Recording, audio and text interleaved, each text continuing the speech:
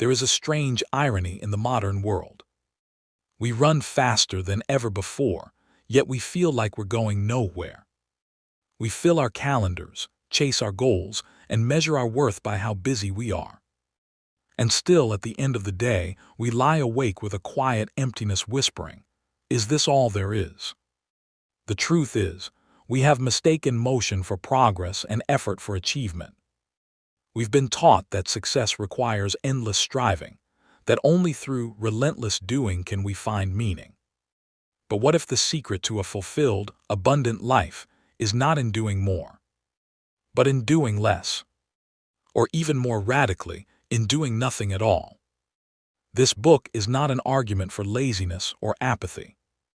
It is an invitation to return to a forgotten art, the art of being still, of allowing, of aligning with life rather than fighting against it. It is a journey back to your center, where peace, clarity, and power already exist, waiting to be rediscovered. The great masters of both East and West have always known this truth. The Taoist sage called it Wu Wei, effortless action. The Stoic philosopher called it tranquility of mind. The mystic called it surrender. And the modern scientist calls it flow. Different names, one reality. When you stop forcing life, life begins to flow through you. In the pages and pauses that follow, you will learn how to step out of the madness of over-effort and into the grace of effortless living. You will discover how rest restores your power, how stillness births creativity, and how doing less can open you to receive more than you ever imagined. The art of doing nothing is a manual for reclaiming your energy, your time, and your joy. It is for the overthinker, the overworker, and the overwhelmed soul who longs to breathe again. As you listen, I invite you to slow your breath. Feel the rhythm of silence between each word. Because this is not just a book to be heard, it is a space to be experienced. In this space there is no rush, no race, no pressure. Only presence. And in presence, life begins again. The art of doing nothing, why less effort leads to more life. Written and published by the Zillion Pro. Chapter 1, The Tyranny of Busyness. In today's world, busyness has become the new badge of honor. We wear exhaustion like a trophy and call it ambition.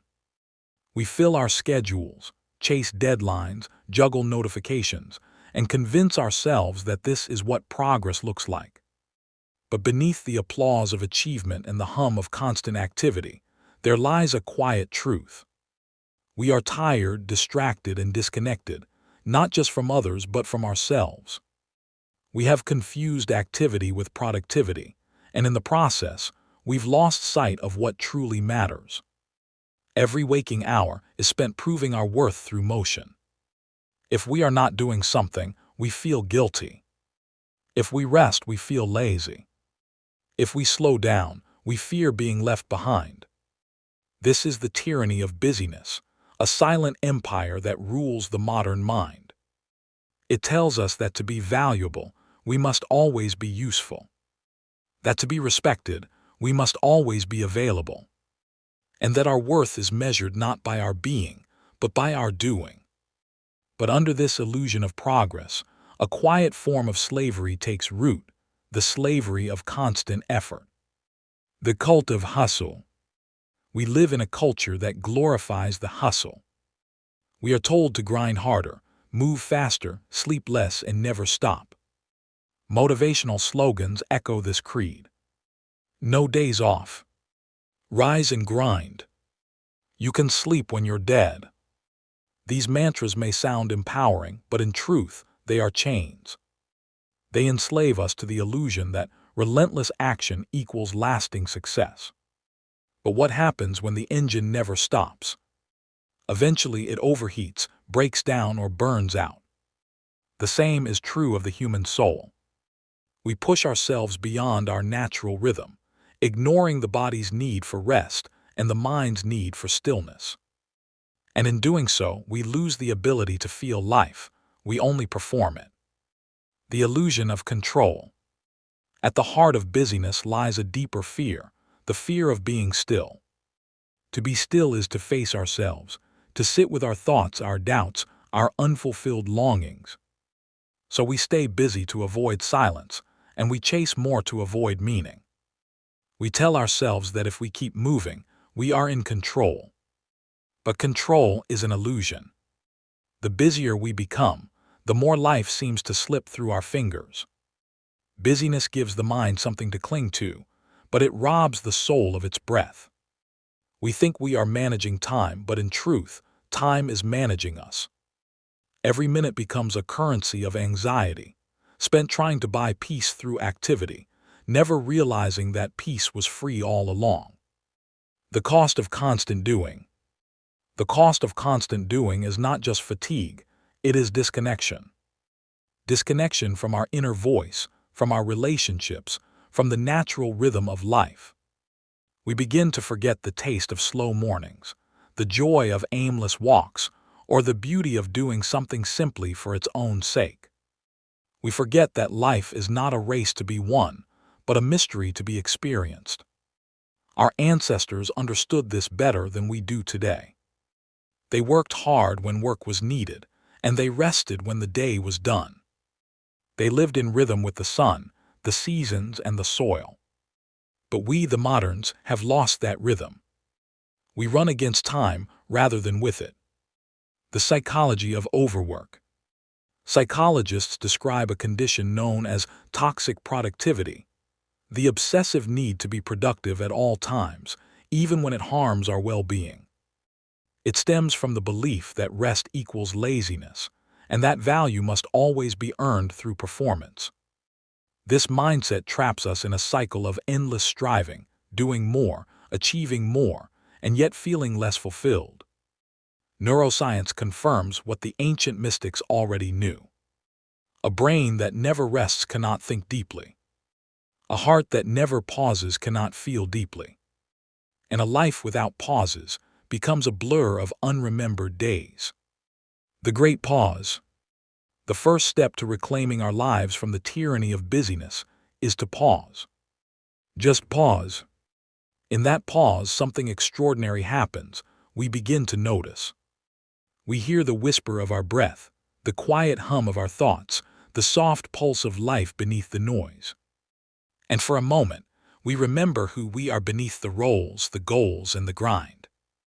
Doing nothing, then, becomes an act of quiet rebellion. It is a refusal to be ruled by a culture that worships exhaustion. It is the courage to rest, to breathe, to be. Because when you slow down, life begins to speed up in the right ways. You start to see opportunities instead of obstacles, beauty instead of burdens, meaning instead of motion. You become more creative, more intuitive, more alive, not because you're doing more, but because you're finally here. So take this chapter as your invitation to stop running. Stop proving. Stop performing. Step out of the race long enough to remember that life was never meant to be a marathon of exhaustion. It was meant to be a dance, one that begins only when you pause long enough to hear the music again. Chapter 2. The Lost Art of Being. There was a time when being was enough. When life was not measured by speed, but by depth. When people sat under trees without guilt, gazed at sunsets without distraction, and walked without destination. They did not need to prove their existence by doing, they simply were, and that was enough. But somewhere along the way, humanity forgot. We traded our stillness for stimulation. We replaced silence with constant sound, solitude with endless scrolling, and presence with productivity. We forgot how to simply be. The disappearance of presence. In our world, the art of being has become a forgotten language, one that only a few still speak fluently. We rush through moments without tasting them. We eat while we work, talk while we text, listen while we plan our reply. Even when our bodies are still, our minds are miles away, rehearsing the past, predicting the future, escaping the present. But life only happens in the present. The past is a memory, the future is imagination, The only true place where you are alive is now. And yet now has become the hardest place to live. Our addiction to doing has robbed us of the richness of being. We are everywhere except where we are. And so, despite all our progress, we remain restless strangers in our own existence. The beauty of just being. To be is to experience life without agenda. It is to breathe without rushing, to look without judging, to listen without waiting to respond. It is to step into the flow of existence, to let the river carry you instead of fighting against it. Being is not passive. It is not indifference or apathy. It is awareness. It is the active engagement of the soul with the moment, the fullness of presence without the noise of striving. The poet calls it mindfulness. The mystic calls it stillness. The philosopher calls it consciousness. But all point to the same truth. Being is the foundation of life itself. You are not what you do. You are not your job, your achievements, or your possessions.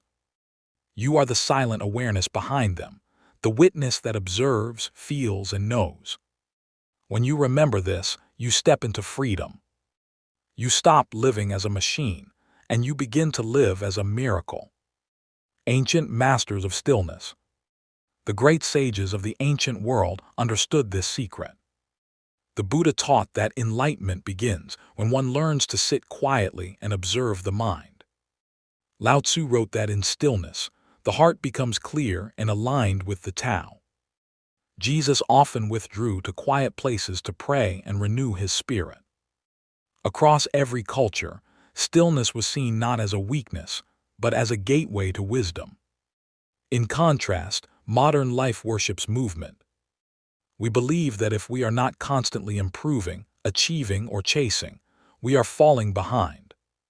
But in truth, stillness is the highest form of intelligence, because it connects you directly to the source of all wisdom. From stillness, clarity arises. From stillness, intuition speaks. From stillness, creativity blossoms. The most inspired actions are not forced, they are born out of quiet awareness. The mirror of silence. To rediscover the art of being, one must first learn the art of silence. Silence is not the absence of sound, it is the presence of awareness. It is the mirror that reflects your true self, beneath the noise, beneath the chaos, beneath the constant doing. Sit in silence long enough, and you begin to hear what you've been avoiding. Your fears, your desires, your truth. At first, this can feel uncomfortable, because silence strips away the distractions that protect you from yourself. But if you stay long enough, you will discover something deeper: peace. Peace that does not depend on circumstances. Peace that exists before success, before failure, before any doing. This is the peace of being, the peace of remembering who you truly are. Learning to be again. To reclaim the lost art of being, start small. Put down your phone for a few minutes and just sit. Notice the way light falls across the floor. Listen to the rhythm of your breath. Feel the quiet pulse of life within you. Do nothing else. You might notice the mind's resistance, its urge to fill the silence, to find a task, to escape the stillness. That's normal. The mind is addicted to noise. But with practice, the addiction fades and a deeper awareness emerges. Being is like a muscle. The more you practice, the stronger it becomes. And in that strength lies a profound simplicity. You begin to realize that life doesn't need constant management. It unfolds perfectly when you stop interfering. The gift of presence. Being is the greatest gift you can offer yourself and others. When you are fully present, even the simplest acts, sharing a meal, watching the rain, speaking with a friend, become sacred. You give people the rarest gift in the modern world, your undivided attention. And in doing so, you remind them, too, of what it means to truly live. Because being is contagious. Your calm presence softens the noise around you. Your stillness becomes an anchor for others who are drifting in the storm of busyness. Your peace becomes permission for them to pause, breathe, and remember. To be is not to escape life, it is to enter it fully. It is to let the moment breathe through you, and to realize that existence itself is enough. You don't have to prove yourself to the universe. You only have to align with it. Now let this truth settle gently in your heart. You are not behind. You are not late. You are not missing anything. You are here. And here is everything. Chapter 3: The Science of Doing Less.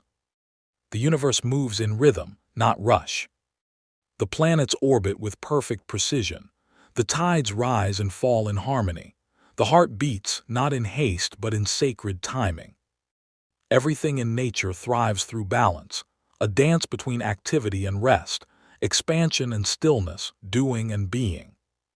Yet humanity, in its pursuit of progress, has forgotten this rhythm.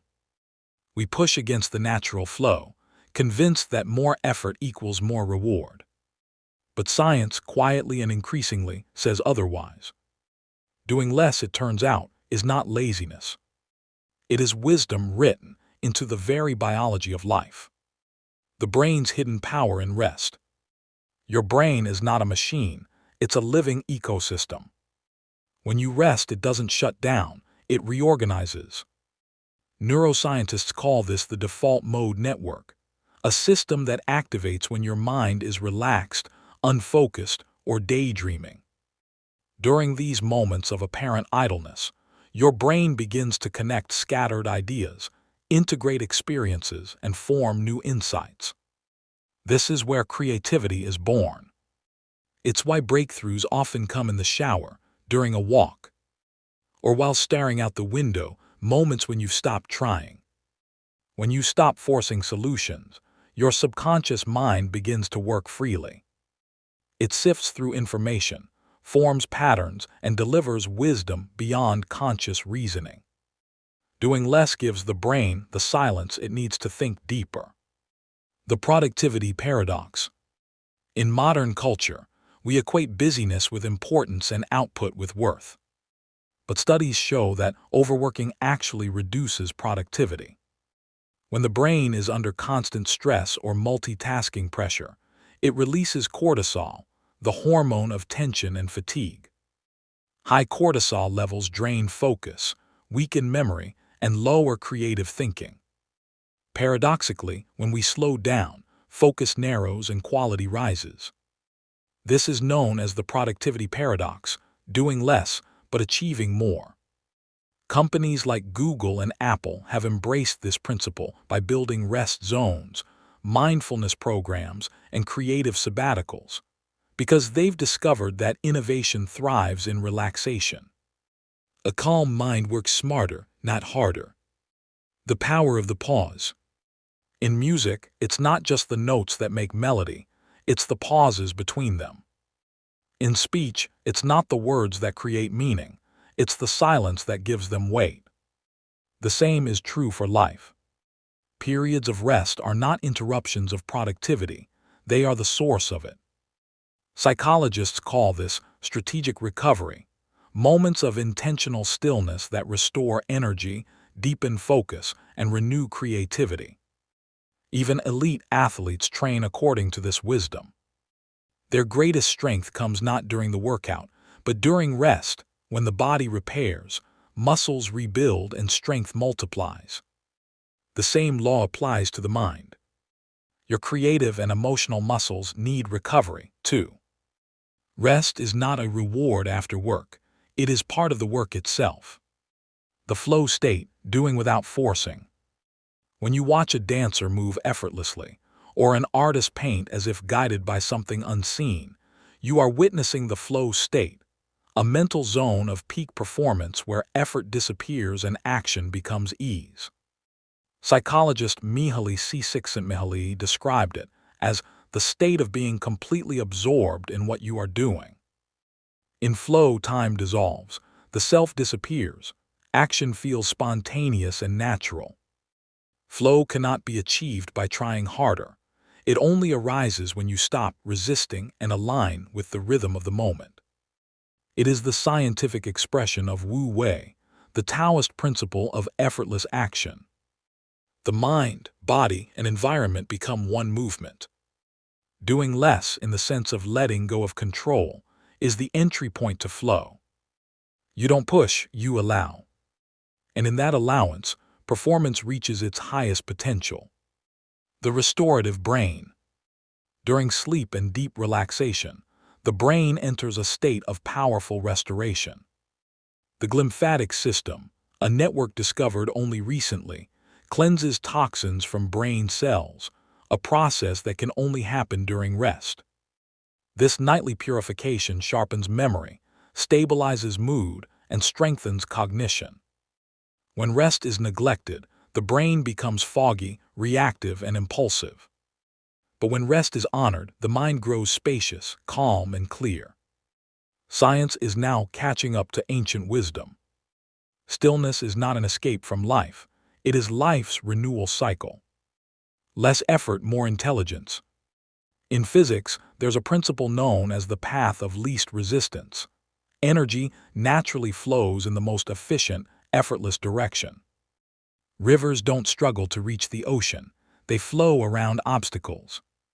Nature doesn't rush, yet everything is accomplished.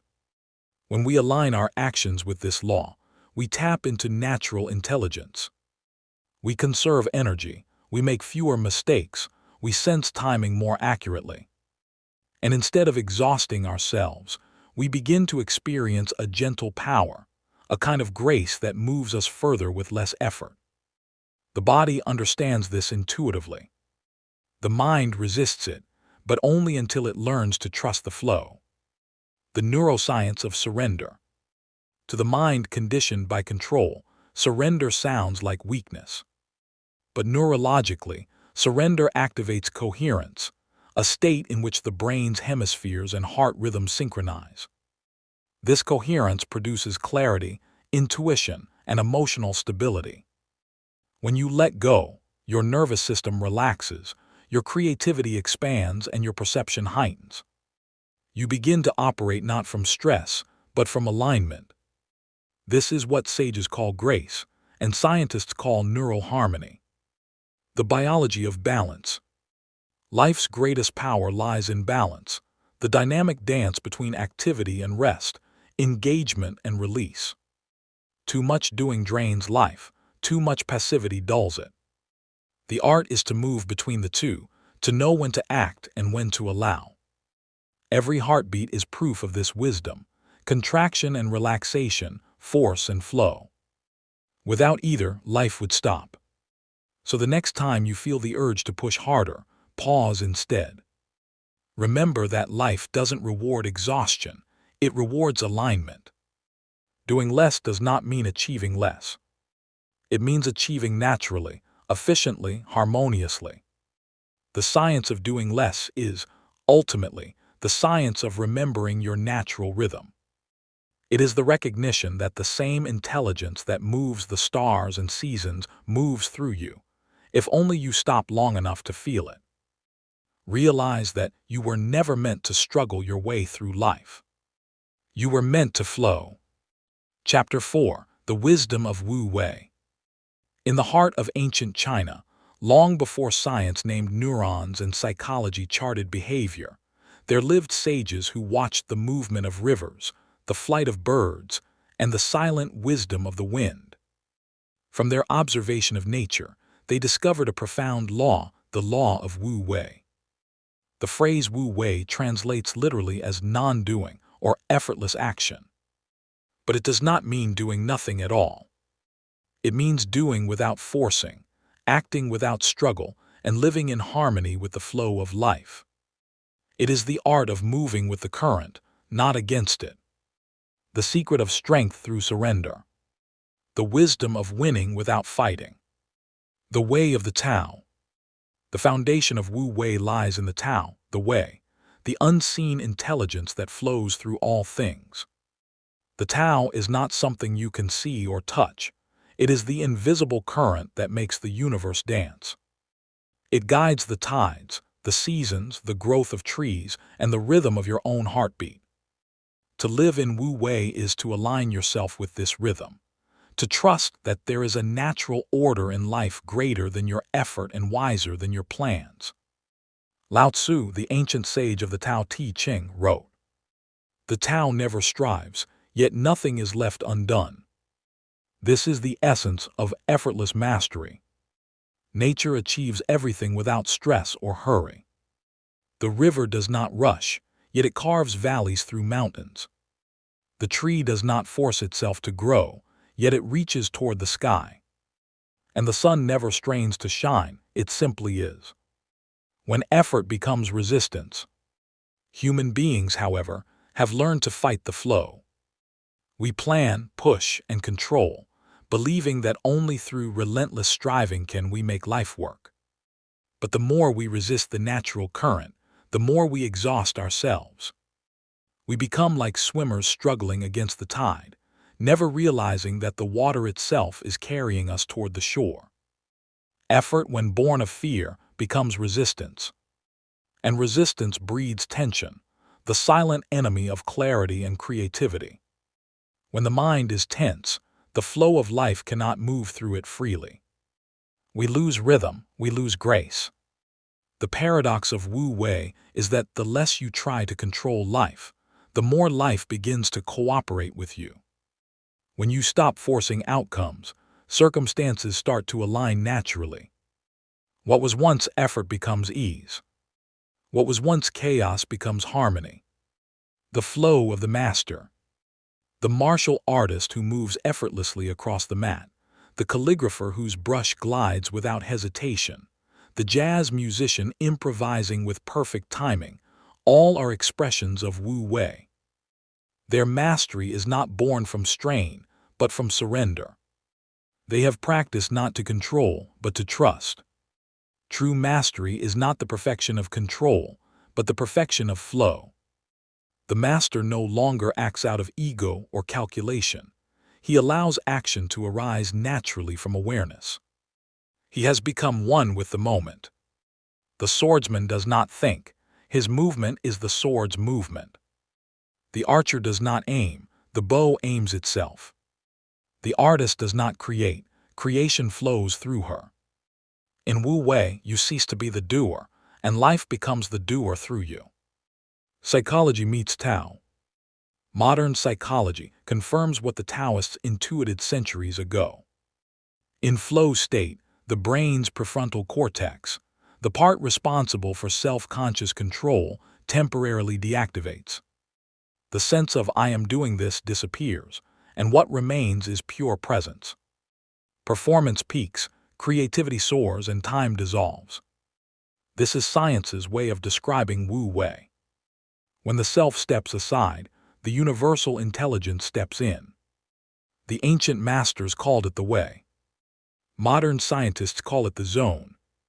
But both are describing the same mystery, effortless alignment between the human spirit and the rhythm of life itself. The wisdom of allowing. There is a gentle strength in allowing. Allowing life to unfold does not mean apathy, it means trust. Trusting that the right actions will arise when the mind is calm and the heart is open. Trusting that you do not need to chase what is already meant for you. Think of the bamboo in the storm. It bends, it sways, it yields, and because of that flexibility it survives. The rigid oak, standing proud and unbending, often breaks. Life always favors flexibility over force. The Tao moves through the soft, not the hard, the open, not the closed.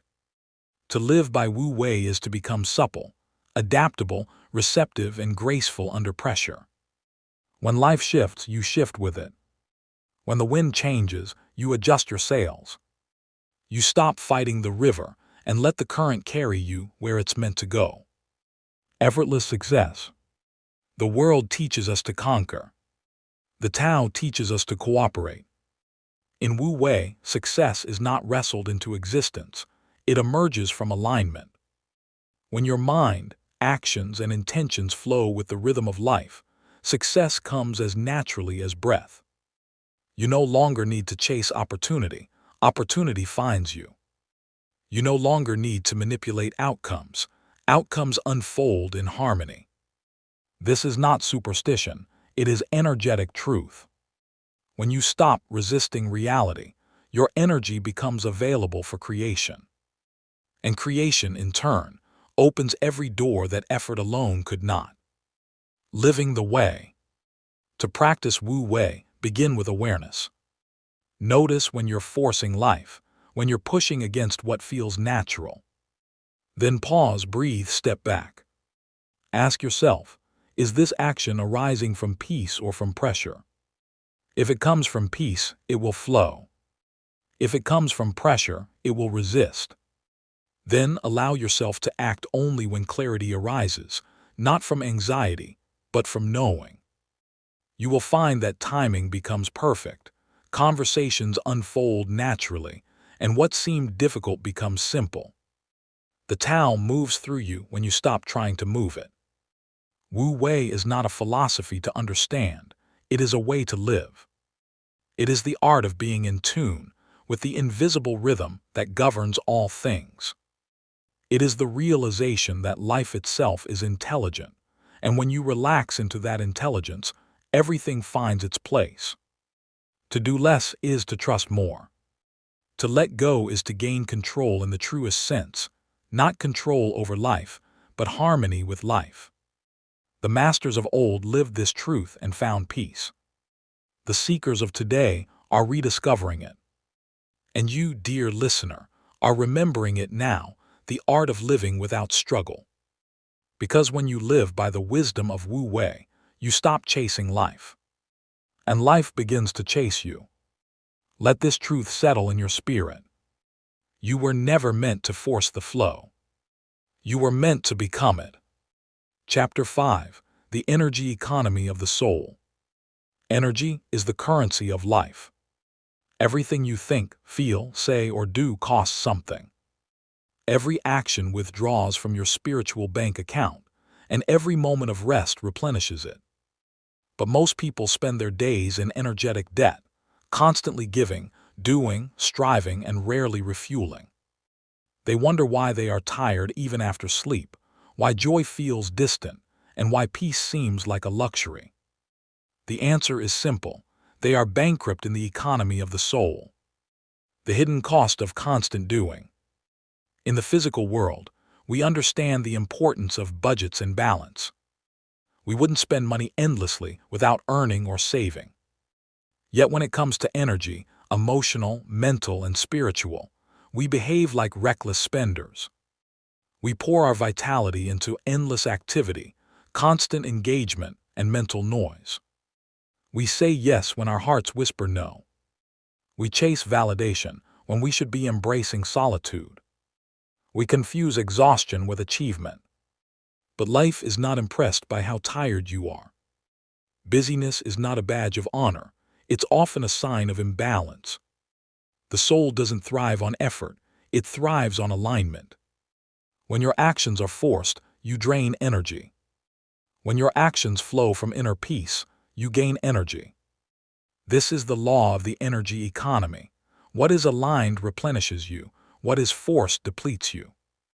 Energy flows where attention goes. Your attention is your greatest investment. Whatever you focus on grows stronger. If you give attention to stress, it multiplies. If you give attention to peace, it expands. Every thought is like a transaction, a deposit or a withdrawal. The average person wastes enormous energy thinking about things that never happen, worrying about what others think, or replaying old wounds that no longer exist. The mind becomes like a leaking pipe, constantly dripping life force away in the background. But when you learn to guard your attention, you begin to master your energy. You stop scattering yourself across 1,000 unimportant things and start concentrating your essence on what truly matters. This is the beginning of soul wealth. The law of energetic return. Nature always balances its books. When you overextend yourself, life will eventually demand repayment through fatigue, burnout, or emotional breakdown. When you honor your inner rhythm, life rewards you with vitality, inspiration, and effortless flow. The key is reciprocity, giving and receiving in balance. Even generosity must flow both ways. The sun gives light, but even it rests at night. The ocean gives waves, but it also retreats to regain force. Everything in existence moves in the rhythm of give and receive. So must your soul. You cannot always pour, sometimes you must pause. You cannot always give, sometimes you must gather. True productivity is not about endless motion. It's about wise management of energy. Reclaiming your energetic sovereignty. Most people unknowingly surrender their energy to external demands, people, devices, and dramas. Notifications tug at their emotions. Opinions drain their confidence. Obligations consume their spirit. They live on autopilot, reacting instead of creating. To live consciously, you must reclaim your energy from everything that does not serve your higher self. You must unplug from what depletes and reconnect to what restores. Ask yourself often, does this energize me or drain me? If it drains you, it does not belong in your life's budget. Solitude replenishes. Nature replenishes. Silence replenishes. Meaningful work replenishes. Truthful relationships replenish. Everything else is noise. The soul's renewable energy. The beauty of the human spirit is that it runs on renewable energy, love, joy, purpose, and gratitude. When you live in alignment with what you love, energy multiplies. When you act from inspiration instead of obligation, the soul recharges itself. Think of an artist painting for the joy of creation. Hours pass, yet energy grows. Think of a gardener tending flowers. The work is effort, but it feels like peace. When you do what your soul was designed for, doing becomes being, and being becomes power. This is the secret the modern world forgets. You do not generate energy by effort. You generate it by authenticity. You are a conduit, not a machine. The more in tune you are with your true essence, the more power flows through you naturally. Rest as sacred renewal. Rest is not a break from life, it is part of life's design. Even God, in the creation story, rested on the seventh day, not from exhaustion, but to savor the completeness of being. Rest is the highest form of faith, the trust that the universe continues to function even when you pause. When you allow yourself to rest deeply, not just sleep, but soul rest, something profound happens. Your nervous system resets. Your creativity reawakens. Your intuition becomes clear. You stop pushing life and start partnering with it. In that state, doing less no longer feels like laziness, it feels like wisdom. Because now your actions flow from overflow, not emptiness. Living from overflow. The richest way to live is from overflow, not from need, not from exhaustion, but from abundance of spirit. To reach this place, you must learn to fill your inner cup first. You cannot give peace if you have none. You cannot inspire others if you are uninspired. You cannot pour love from an empty heart. So protect your energy like sacred currency. Invest it where it multiplies, in peace, truth, purpose, and joy. Withdraw it from anything that leaves you feeling smaller than you are. For the soul, economy is not about saving energy, it's about circulating it wisely.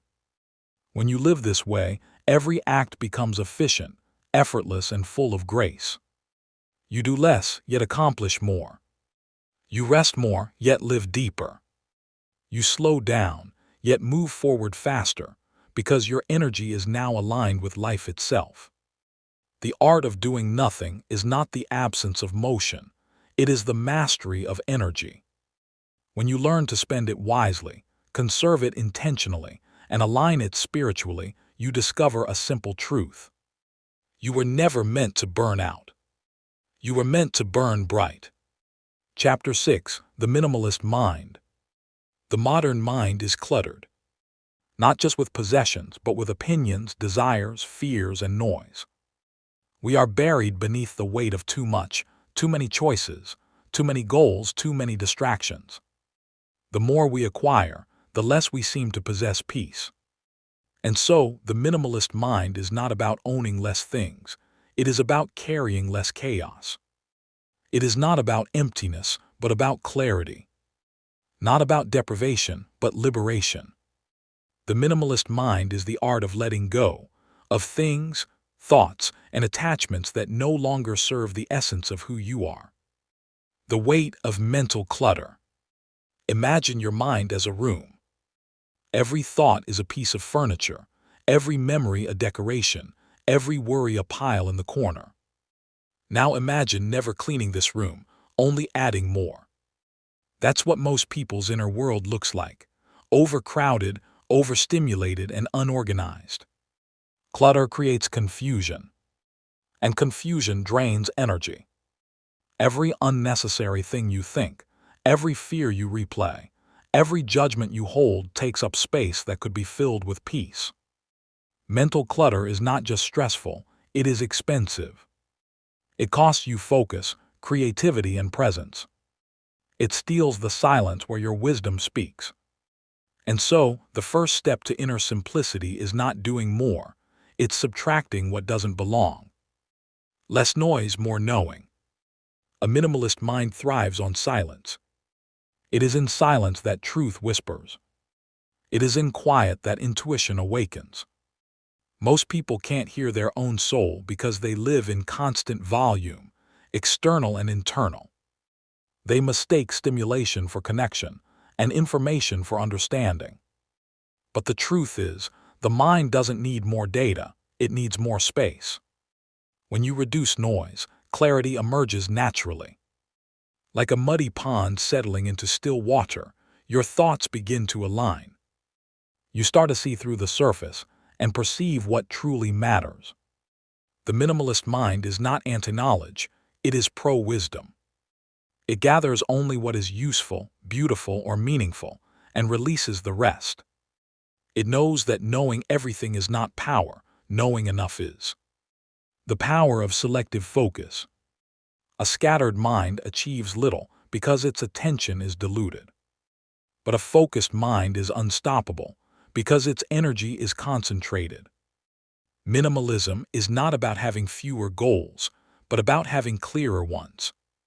It is about understanding what truly moves the needle of your life and letting go of what merely keeps you busy. It is the discipline of asking, does this contribute to my peace, purpose, or joy? If not, it is clutter, and clutter must go. Selective focus is an act of inner hygiene. It's how you protect your mind from the junk food of modern living, meaningless content, gossip, comparison, and mental noise that leave you spiritually bloated.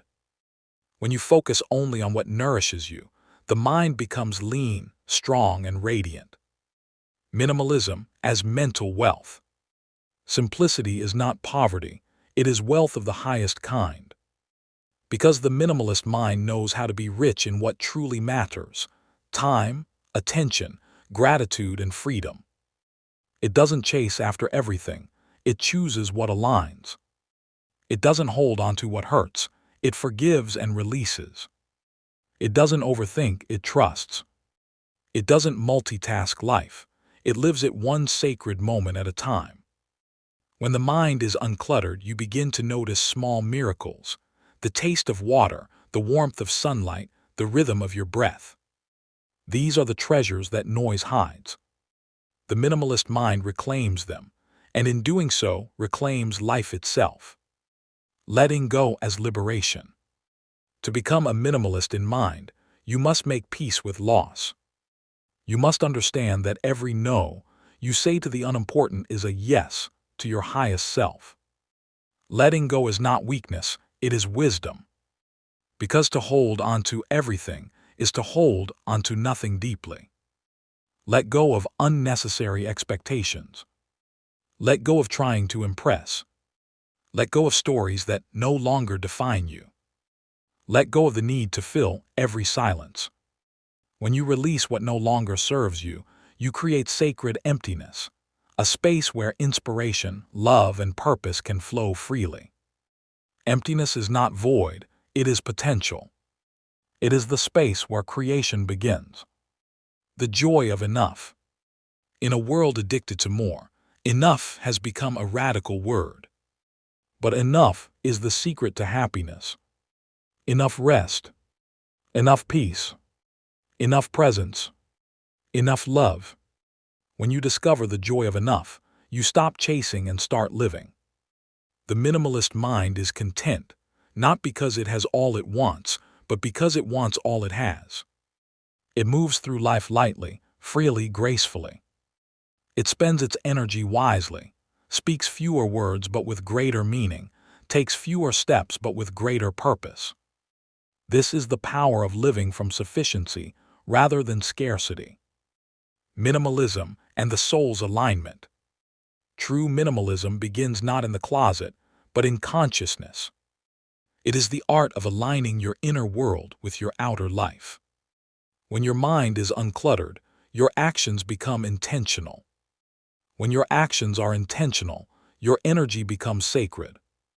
And when your energy is sacred, life itself becomes an act of peace. The minimalist mind doesn't seek to escape the world. It simply refuses to be enslaved by it. It walks lightly, thinks clearly, and loves deeply. It understands that joy is not found in accumulation, but in appreciation. Simplicity is not about having less, it is about being more. More aware, more peaceful, more alive. When the mind is no longer crowded with what doesn't matter, the soul begins to breathe again. And in that breath, you rediscover the essence of doing nothing, not as an act of laziness, but as the highest form of wisdom. Chapter 7. Letting life flow through you. There comes a moment in every soul's journey when you realize life was never meant to be controlled, only allowed. We spend so much of our existence trying to force outcomes, shape paths, and bend reality to our desires. We fight the current, resist the unknown, and call it ambition. But all along life has been whispering, let go, let me flow through you. Because the truth is, the more you try to control life, the more it slips through your fingers. But when you surrender to its rhythm, everything you've been chasing begins to find its way to you, effortlessly. The illusion of control. Control is the great illusion of the modern mind. We build plans, systems, and schedules, believing that mastery over time equals mastery over destiny. But the deeper truth is that control is often fear in disguise, fear of uncertainty, fear of loss, fear of failure. And yet, life was never designed to be predictable. Its beauty lies in its mystery, in the unexpected detours, the sudden pauses, the unplanned miracles. When you try to control everything, you miss the magic hidden in spontaneity. The seed does not demand when to sprout. It simply yields to the sun and soil. The river does not fight its bends. It flows, knowing every turn leads it closer to the ocean. In the same way, when you release the need to control, life begins to carry you where you are meant to go. The law of flow. Flow is not just a poetic idea. It is a law of the universe. Every living thing thrives when it moves in alignment with its natural rhythm. Trees grow upward because they yield to light. Birds soar because they trust the wind. The heart beats because it alternates between contraction and release. To live in flow is to move in harmony with existence. It doesn't mean doing nothing at all.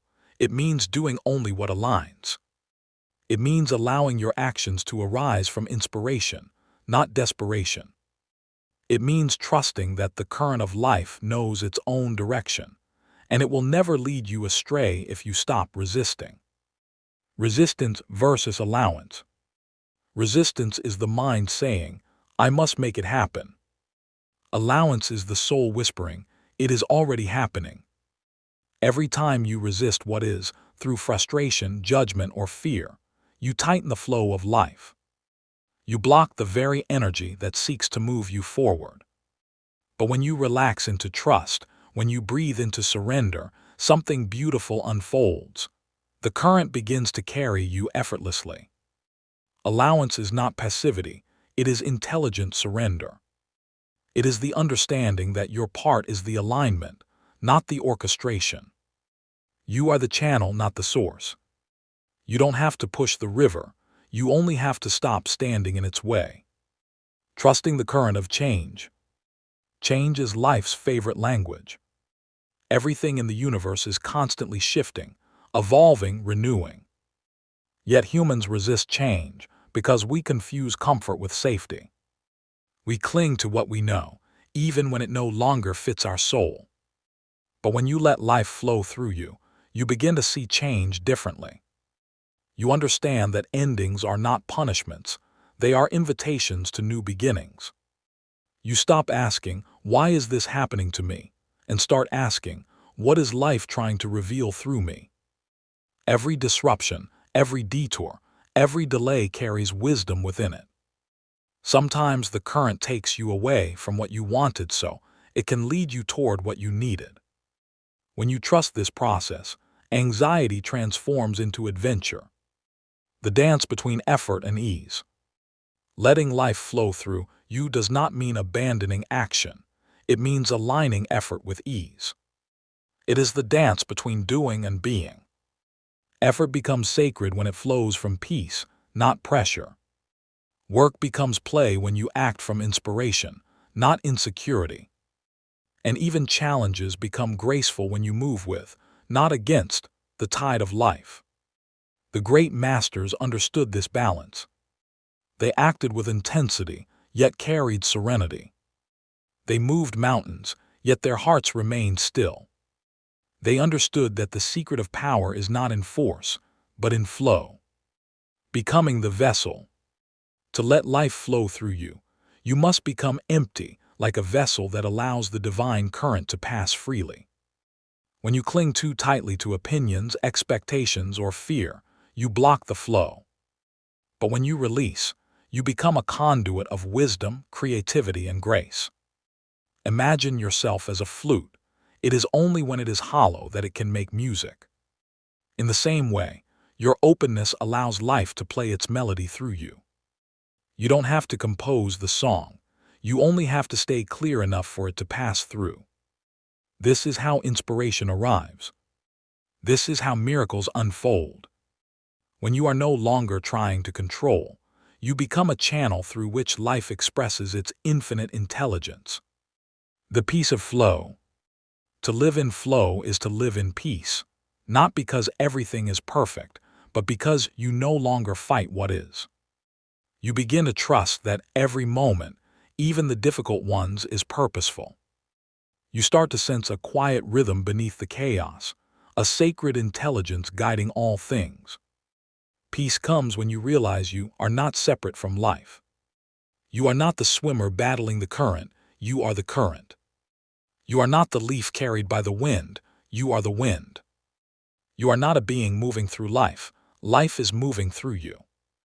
And when you awaken to this truth, doing nothing becomes the most profound action of all, because it means you are finally in perfect harmony with existence.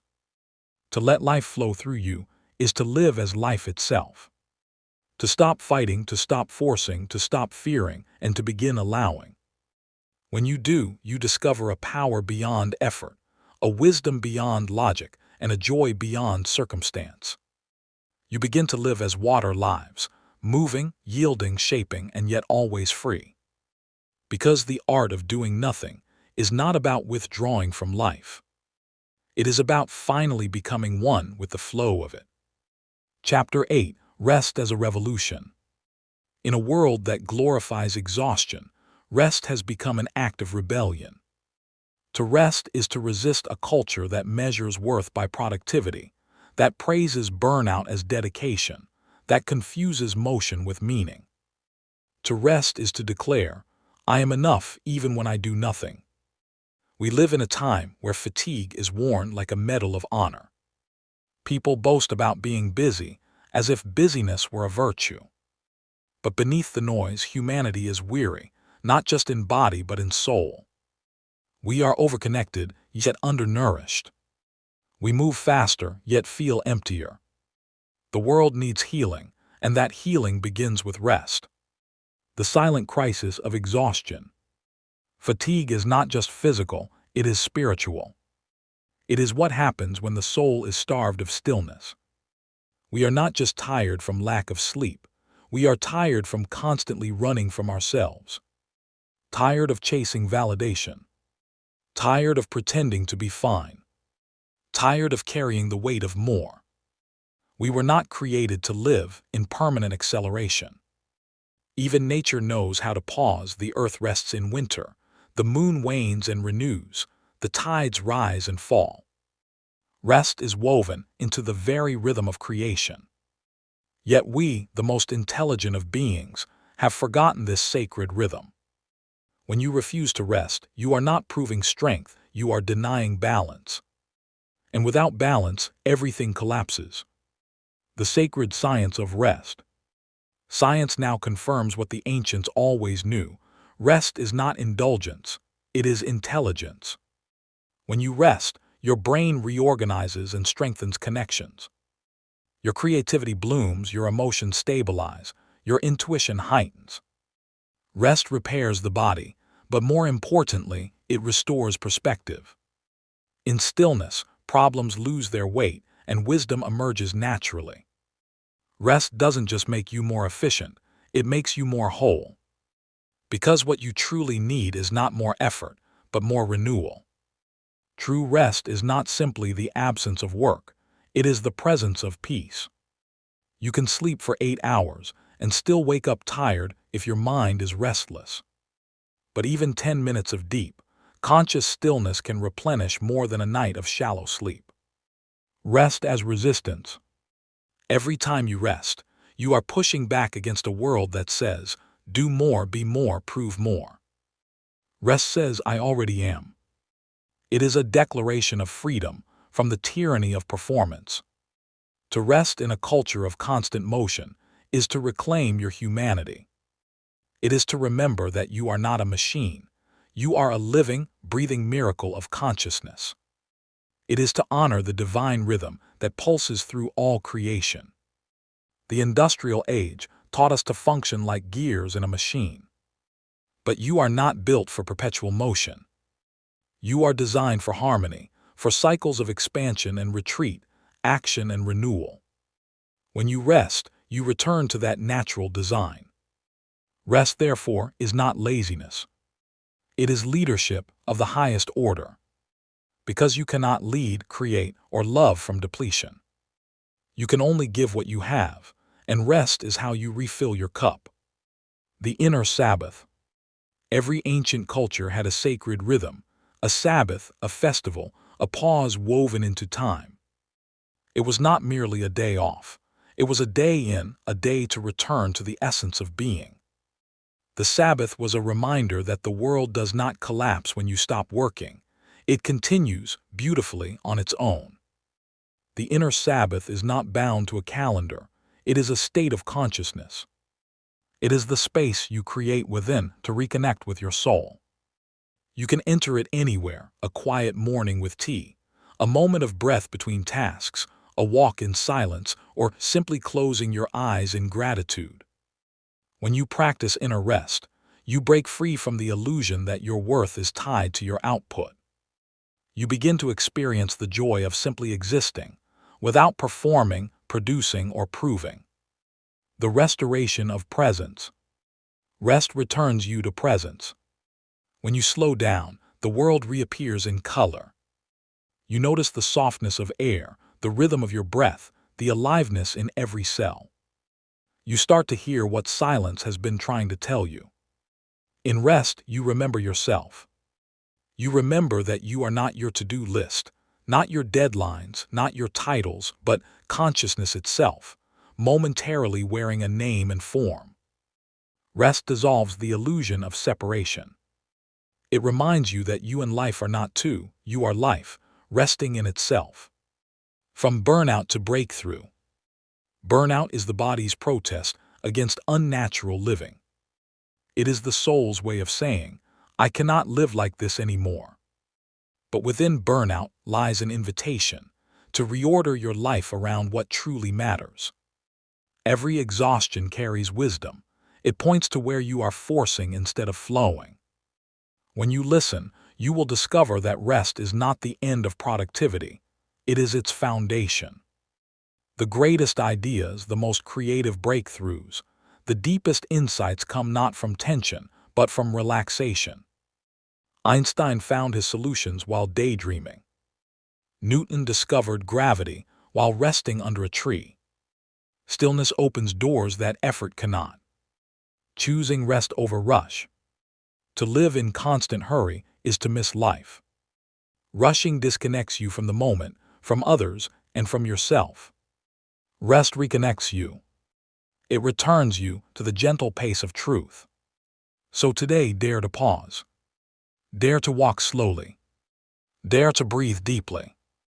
Dare to take a nap in the middle of the day without guilt. Because every time you choose rest, you choose to honor your humanity. And that, in a restless world, is a radical act of self-love. The revolution begins within. Rest is not only personal, it is collective. A rested mind makes better decisions. A rested leader creates with compassion. A rested society values connection over consumption. If enough people choose rest, the world itself begins to heal. Because rest restores empathy. It softens anger, deepens awareness, and brings people back to what truly matters: love, peace, and presence. The revolution the world needs does not begin in protest or politics. It begins in stillness. In a person who decides to stop rushing, to start breathing, to start being. Rest is the rebellion of the wise. It is the sacred pause that heals the modern soul. It is the reminder that you were never meant to live at the speed of machines. You are meant to live at the rhythm of life. So rest not because you are weak, but because you are awakening. Rest not to escape life, but to remember how beautiful it is. Rest because doing nothing is not the absence of living. It is the art of living fully. Chapter 9. The gentle power of patience. In an age that worships speed, patience has become a forgotten virtue. We scroll faster, eat faster, think faster, and even love faster, as though time itself were chasing us. But in our obsession with instant results, we have lost the gentle rhythm of life's natural timing. We have forgotten that everything meaningful grows slowly. The flower does not bloom because it rushes. The seed does not sprout because it panics. The mountain does not rise because it hurries. They all move in accordance with the timeless pace of nature, deliberate, silent, and sure. So must we. The modern war against waiting. Our culture is allergic to waiting. We expect Wi-Fi to load instantly, deliveries to arrive tomorrow, dreams to manifest overnight. And when they don't, frustration takes over. We confuse delay with failure and slowness with weakness.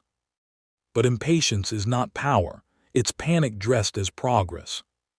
The modern world has tricked us into believing that speed equals success. But true mastery of art, of mind, of self cannot be rushed. It ripens over time, nurtured by stillness and shaped by waiting. Patience is not passive. It is an active trust in the invisible process of becoming. To the hurried mind, patience feels like doing nothing. But to the wise, patience is the highest form of action, because it aligns your life with the timing of truth. The inner physics of time. Every soul has its own clock. Some lessons arrive in moments, others take years. Some doors open quickly, others wait for you to grow before they reveal their handle. When we demand results before we are ready, we sabotage our own unfolding. There is a natural law that governs growth, the law of gestation. Just as every seed requires a season beneath the soil, every dream requires a time of darkness before it can bloom into light. You cannot rush spring into being. You cannot force wisdom to arrive. You can only align yourself with the pace of life and trust that the unseen is working in your favor. Impatience drains energy, patience renews it. Impatience is resistance to the present. Patience is surrender to divine timing. And in that surrender, miracles begin to move. The neuroscience of waiting. Science now confirms what sages knew long ago. Patience rewires the brain. When you resist the impulse for immediate gratification, your prefrontal cortex, the seat of wisdom and decision-making, grows stronger. You become calmer, clearer, and more emotionally intelligent. Patience literally upgrades your mind's operating system. Impatience, on the other hand, activates the stress circuits, releasing cortisol, tightening the body, and clouding judgment. It makes you reactive instead of responsive, impulsive instead of intentional. Thus, learning patience isn't just a moral lesson, it's a neurological transformation, a rewiring of how you experience time and tension. The spiritual discipline of delay. Patience is a sacred teacher. It whispers that not everything you desire is meant for this moment. It teaches humility, that the world does not bend to your schedule. And it reveals a higher intelligence at work, one that often says, "Wait, not yet." In spirituality, patience is the proof of faith. It is trusting the unseen gardener who waters your life behind the curtain of time. You may not see progress, but that does not mean nothing is happening. Often the most powerful shifts occur beneath the surface, quietly, invisibly, faithfully. To the impatient eye, delay feels like punishment. But to the patient heart, delay is preparation. What seems like waiting is often a sacred arrangement of events aligning in your favor. The slow power of growth. Look at nature again. The oak tree takes decades to mature, yet no one calls it slow. The river carves canyons not through force, but through persistence. The sun rises at the same calm pace every morning, and still lights the world. True power is always patient. The impatient destroy what patience could have built. But those who learn to wait discover a rhythm that carries them beyond struggle, a state where life unfolds without being forced. Patience does not mean inactivity. It means right timing. It means knowing when to move, when to rest, when to speak, and when to be silent. It is the art of harmonizing with life's music, rather than trying to conduct the orchestra yourself. Practicing patience in a hurry-addicted world. How do you practice patience when everything demands urgency? You begin by slowing down your response to life. When the mind says, "Hurry," take a breath instead. When your plans delay, remind yourself, "Life is not late, I am simply early." When you face uncertainty, affirm, "What is meant for me is already on its way." Cultivate micro moments of stillness throughout your day.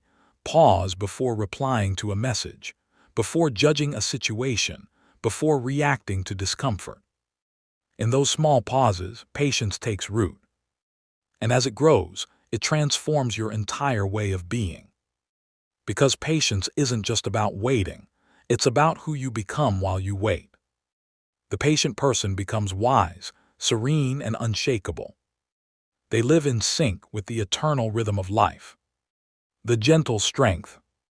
In the end, patience is gentle, but it is not weak. It is the strength of water, soft enough to flow, strong enough to shape stone.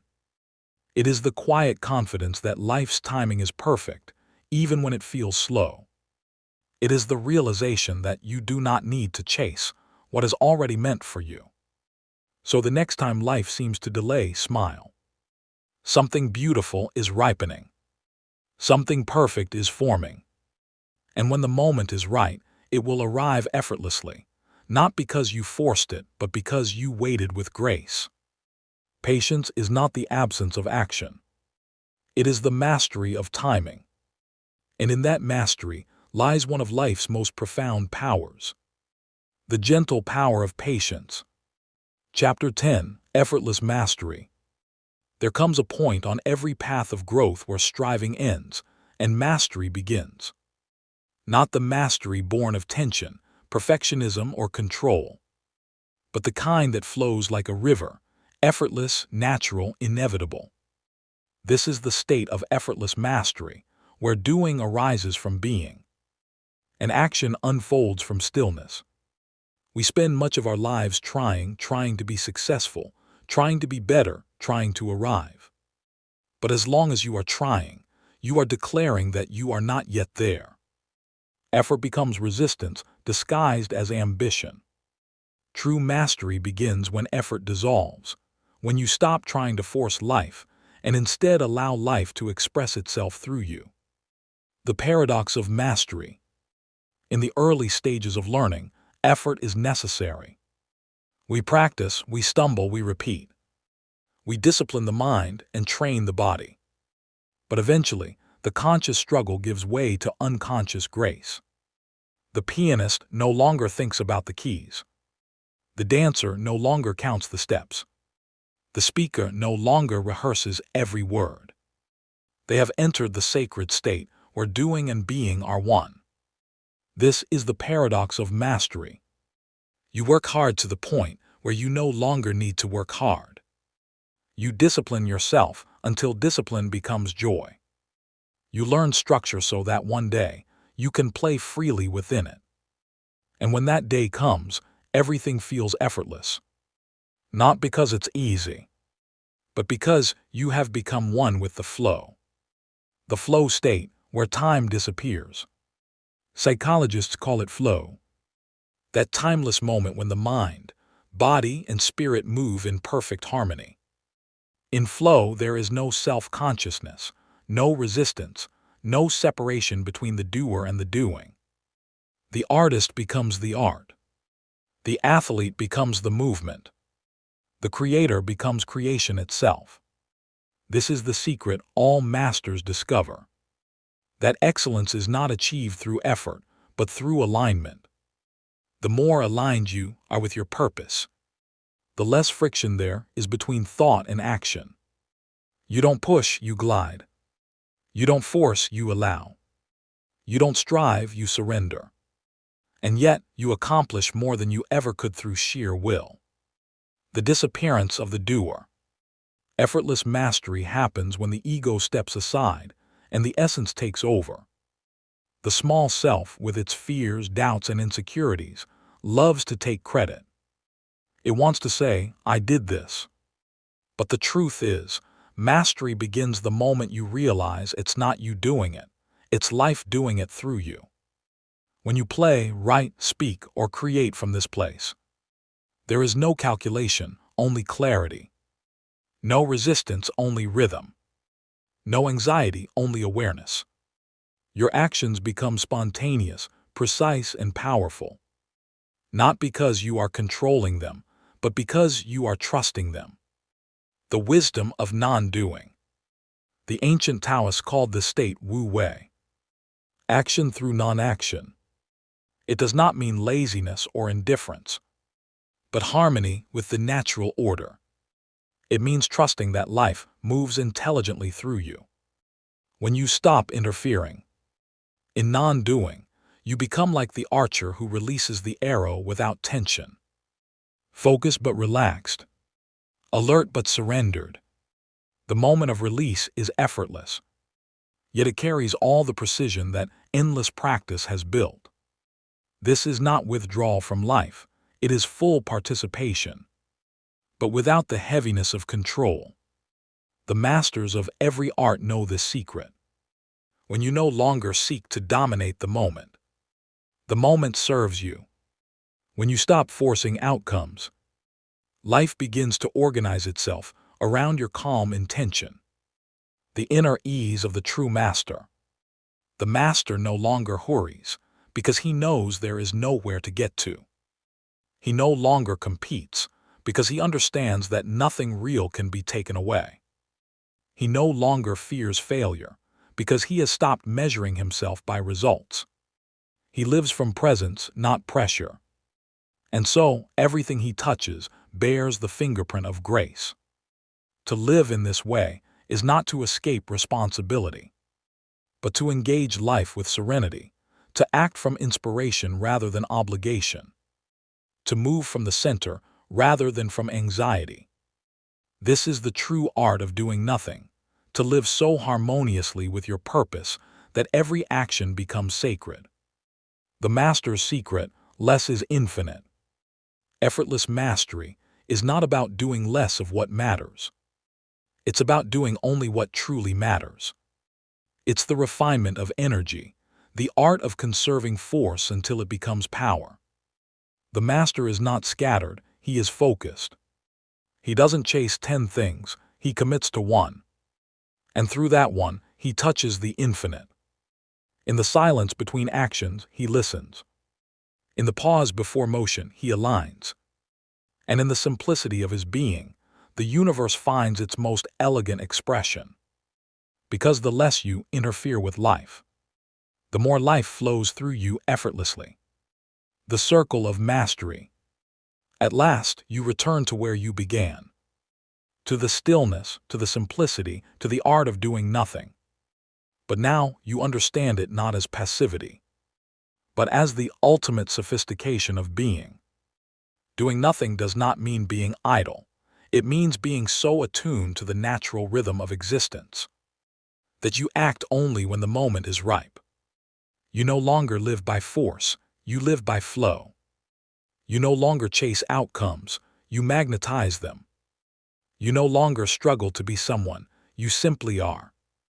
This is the circle of mastery, to move from effort to ease, from control to trust, from striving to surrender. And in that surrender, you find the secret every awakened soul discovers in time. That life, when allowed to flow through you, performs its own perfection.